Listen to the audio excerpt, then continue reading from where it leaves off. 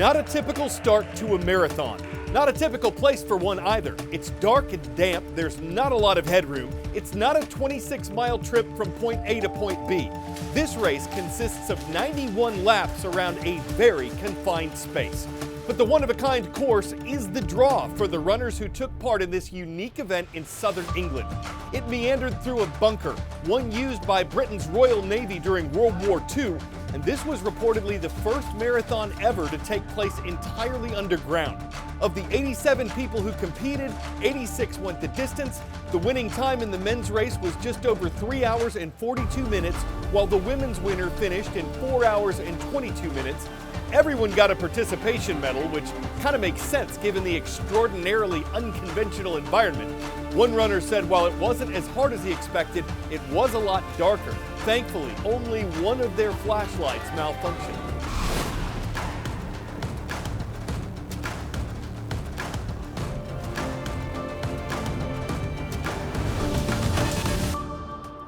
This is the world from A to Z, your nonpartisan source for international events. I'm Carl Azuz, happy to be starting December with the best audience in news.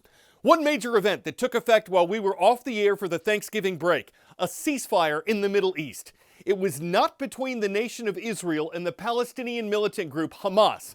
Their latest war, which started last October, continues. But it does involve a group that's on Hamas's side. Its name is Hezbollah, or Hezbollah. It's a militant organization that's considered a terrorist group by Israel, the U.S., and several other countries. Hezbollah is based in the nation of Lebanon and supported by Iran, and it's been exchanging attacks with Israel since its war began with Hamas. Civilians have evacuated homes on both sides of the border between Israel and Lebanon.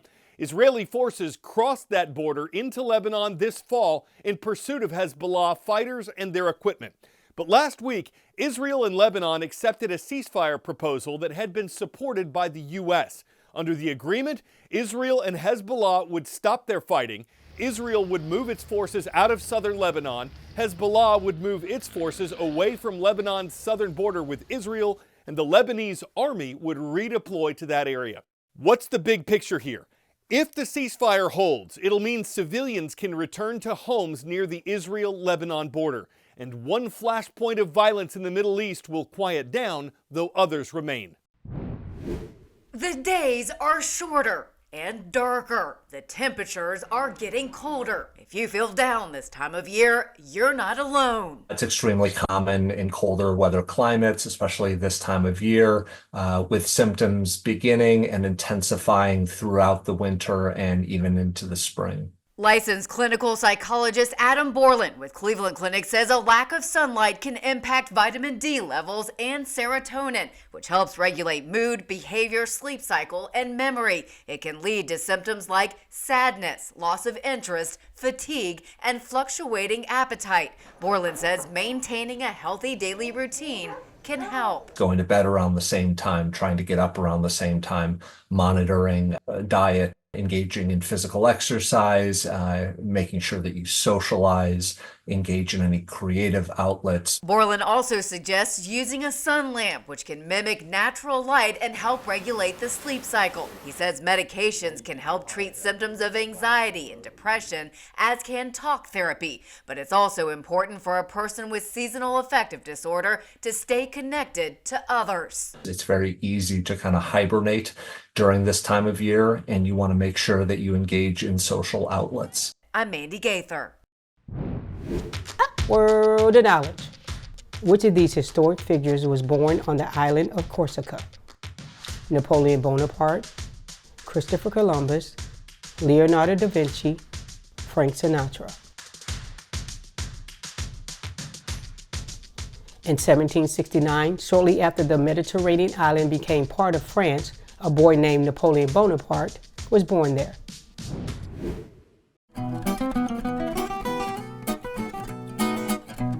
On this date in world history.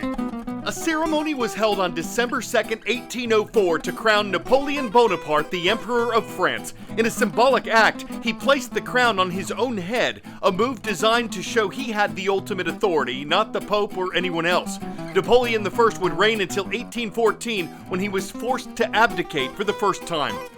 This was the date in 1954 when the U.S. Senate voted to censure or formally disapprove of the actions of Senator Joseph McCarthy. The Republican lawmaker from Wisconsin had risen to power and notoriety for his claims that communists had infiltrated the U.S. government during the Cold War. But he was unable to prove his accusations, and the Senate reprimanded him for abusing his power. And on December 2nd, 1988, a woman named Benazir Bhutto made history in the Asian country of Pakistan. She became the first female leader of any Muslim nation. Bhutto would serve as prime minister until 1990, and again from 1993 to 1996. She was assassinated at a campaign event in 2007.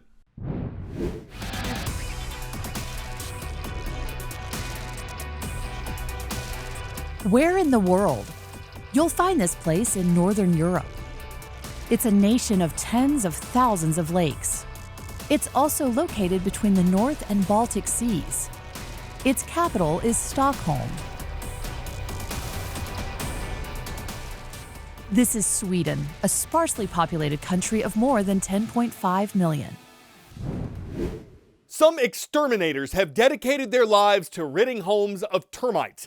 A scientist at Sweden's Lund University is dedicated to learning from the homes of the insects, specifically how they build the mounds they live in. It's not just research for the sake of understanding. It's possible that termite designs could reshape the places where we work and live.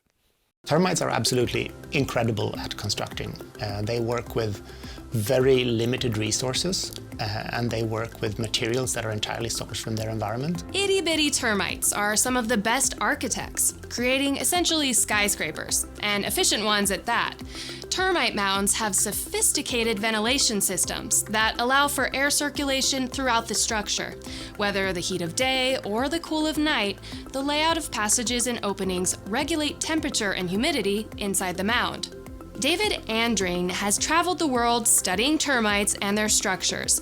He hopes that the network of tunnels and vents the insects construct could inform people to design more efficient buildings. So what we hope to do is use the geometries and the mechanisms found in the mound skin to control the way that a building adapts to its environment and the way that it actually exchanges moisture, heat, air, things like this with its surroundings. He's not the first. Zimbabwean architect Mick Pierce built this office and mall space in the 1990s, based on termite mounds.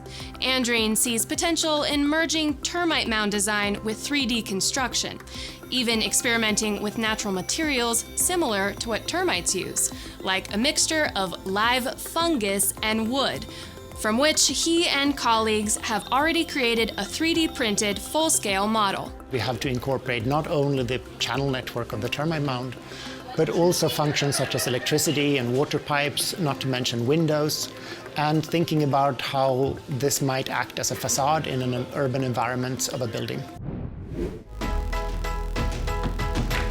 We've got the spotlight on the southeast and central U.S. in today's World of Viewers. Starting with those in Mr. McSwain's class, we remember the Titans of Heidi Trask Senior High School. It's in the city of Rocky Point, North Carolina. Sharing a partial border with the Tar Heel State is the Peach State of Georgia, and the city of Rome is where you'll find Armurchie High School and the students of Coach Decker's class. And our third stop's in the Sooner State of Oklahoma, Miss Smalley's class. We see you at Jenks Freshman Academy. It's in the city of Jenks.